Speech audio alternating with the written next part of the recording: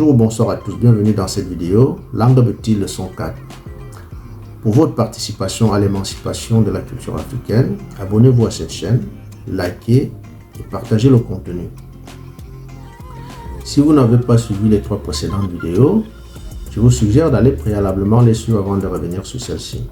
Dans la précédente vidéo, langue petit leçon 3, nous avons parlé de l'opposition préfixale établie entre B et M au sein du cryptogramme alphabétique, où B, alpha de M, est nominalement suffixé par E, alpha de I, pour donner lieu à B. Les I ou L, qui préfixent nominalement au pluriel et suffixent pronominalement à la troisième personne du pluriel lors de la formulation d'une phrase nominale. Alpha bêta, avec pour sujet nominal un mot ou un nom de type alpha bêta, que A suffixe pronominalement à la troisième personne du singulier lors de la formulation d'une phrase nominale alpha bêta avec pour sujet nominal un mot ou un nom de type alpha bêta. Dans cette vidéo, comme dans les autres, je vous présenterai un sujet sur la sociologie spirituelle et sur l'histoire des Bétis, sur laquelle nous allons revenir à la fin de cette vidéo. La culture Béti est fondée sur 3 dimensions spirituelles constituées de 3 dieux appelés en langue Béti Zambile. Le premier de ces dieux est le dieu de l'univers qu'on appelle Zambe-Yayop, c'est-à-dire dieu des cieux, dieu de l'espace. Au sein du cryptogramme alphabétique, il est symbolisé par la lettre Y, Y en langue Béti. Il préfixe le mot Loba ou Yobo, qui précède la lettre Z de Zamba. Ce premier dieu, Loba ou Yobo, dieu de l'espace, dieu de l'univers, est représenté sur terre par Ndo, le roi de Béti, et de Ngando, la reine, épouse d'Ondo, le roi. Le deuxième dieu est le dieu tout-puissant, appelé Zambongulmese. Il s'agit de l'énergie et de la puissance du soleil qui entretient la vie sur terre. Celui qui représente ce dieu sur terre est l'Ongongan, c'est-à-dire le guérisseur. Son épouse est Ngamot. Le troisième dieu est Dieu le créateur, qu'on appelle Zambonkomo. Il s'agit de la terre et de la nature, d'où le préfixe Na pour mère et Tur pour nourriture. Les 2 représentants de ce dieu sur terre sont Nti, c'est-à-dire le berger, celui qui lie et délie le cheptel, et Duncan, l'agriculteur, celui qui s'occupe de la santé des racines. Leur épouse est Minga.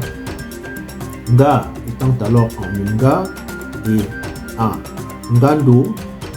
Nous allons revenir à la fin de cette vidéo pour donner la définition définitive du mot Nga.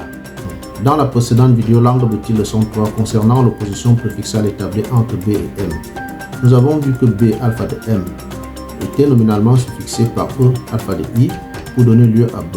Les I ou L qui préfixent nominalement au pluriel et suffixent pronominalement à la troisième personne du pluriel lors de la formulation d'une phrase nominale alpha bêta avec pour sujet nominal un nom ou un mot de type alpha bêta, les mêmes mots que A suffixe pronominalement à la troisième personne du singulier lors de la formulation d'une phrase nominale alpha bêta à la troisième personne du singulier. Dans cette vidéo, nous allons poursuivre et finir la suffixation nominale de B par I, oméga de E. I étant oméga de E, B est nominalement suffixé par I pour donner lieu à B, les I ou L, qui préfixe nominalement au pluriel les mots de préfixation primaire neutre et les noms communs originels de préfixation primaire neutre préfixés nominalement au singulier par E ou I. De ce fait, I étant oméga de E, ces mots sont opposés aux mots de préfixation secondaire alpha bêta ou aux noms communs originels de préfixation secondaire alpha bêta.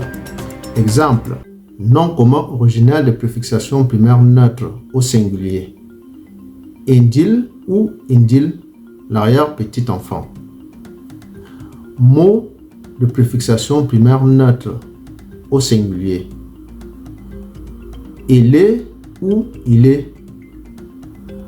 Au pluriel, on aura Bindil, les arrière-petits enfants, et Bilé, les arbres.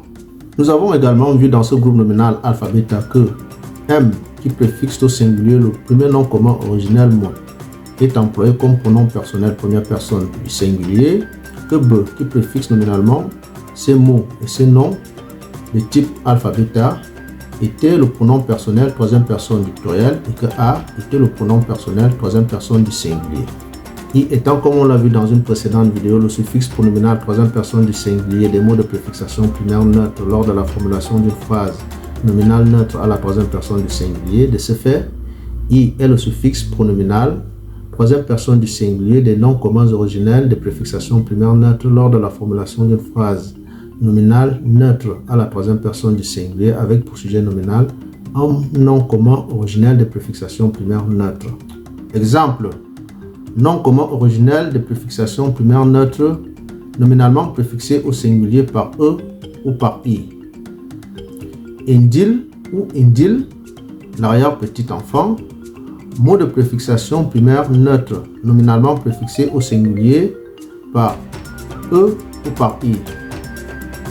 Éloi ou Ilois, l'herbe. Pluriel: Bindil, les arrière-petits enfants. Bilois, les herbes. Bi, les préfixant nominalement au pluriel les mots de préfixation primaire neutre et les noms communs originels de préfixation primaire neutre. De ce fait, bi, il ou elle suffixe pronominalement à la troisième personne du pluriel les mots de préfixation primaire neutre et les noms communs originels de préfixation primaire neutre lors de la formulation d'une phrase nominale de préfixation primaire neutre exprimée à la troisième personne du pluriel. Exemple: la phrase nominale exprimée à la troisième personne du singulier avec pour sujet nominal un nom commun originel de préfixation primaire neutre. Indil ou indil, Yazoo, l'arrière-petit enfant, il vient. Phrase nominale exprimée à la troisième personne du singulier avec pour sujet nominal un mot de préfixation primaire neutre. Exemple: Ilois ou Ilois, Yadik, l'herbe, elle brûle. Phrase pronominale exprimée à la troisième personne du singulier avec pour sujet nominal évoqué un mot de préfixation primaire neutre. Yadik, Ilois, il brûle, l'herbe. Phrase pronominale exprimée à la troisième personne du singulier avec pour sujet nominal un nom commun originel de préfixation primaire neutre. Yazoo, Indil, il vient, petit enfant. Exemple: phrase nominale exprimée à la troisième personne du pluriel avec pour sujet nominal un mot de préfixation primaire neutre. Bilois, Biadik, les herbes, elles brûlent. Phrase nominale exprimée à la troisième personne du pluriel avec un nom commun originel de préfixation primaire neutre. Bindil, Biazou, les arrière-petits-enfants, ils viennent. Phrase pronominale à la troisième personne du pluriel avec pour sujet nominal évoqué un nom commun originel. Biazou, Bindil, ils viennent, les arrière-petits-enfants. En récapitulatif de tout ce qui a été fait jusqu'ici, on a donc pour les mots de préfixation primaire alpha, oméga, O, il ou elle qui est employé comme pronom personnel troisième personne du singulier, oméga des mots de préfixation primaire alpha, oméga. AE est employé comme pronom personnel troisième personne du pluriel, il ou elle des mots de préfixation primaire alpha, oméga. Pour les mots de préfixation primaire neutre, on a I qui est employé comme pronom personnel troisième personne du singulier, il ou elle. Bi, il ou elle est le pronom personnel troisième personne du pluriel des mots de préfixation primaire neutre. A est employé comme pronom personnel troisième personne du singulier des mots de préfixation de type alpha bêta.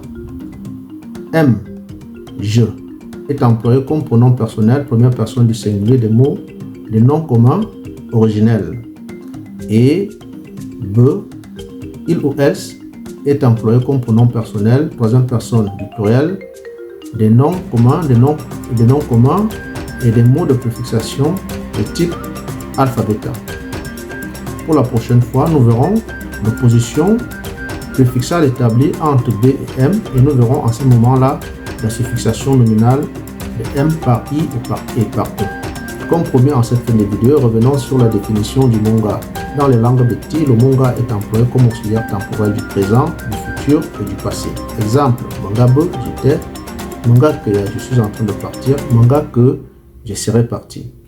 De ce fait, cet auxiliaire temporel est attribué à une femme du passé, du présent et du futur.